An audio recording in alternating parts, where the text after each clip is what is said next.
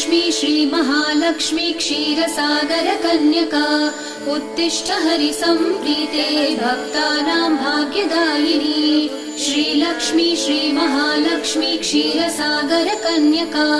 उत्तिष्ठ हरिसम्प्रीते भक्तानां भाग्यदायिनी उत्तिष्ठोत्तिष्ठ श्रीलक्ष्मी विष्णुवक्षस्थलालये उत्तिष्ठ करुणापूर्णे लोकानां शुभदायिनी उत्तिष्ठोत्तिष्ठ श्रीलक्ष्मी विष्णुवक्षस्थलालये उत्तिष्ठ करुणापूर्णे लोकानां शुभदायिनी श्रीपद्ममध्यवसिते वरपद्मनेत्रे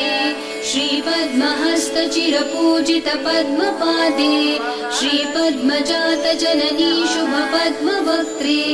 श्रीलक्ष्मी भक्तवरदे तव सुप्रभातम्।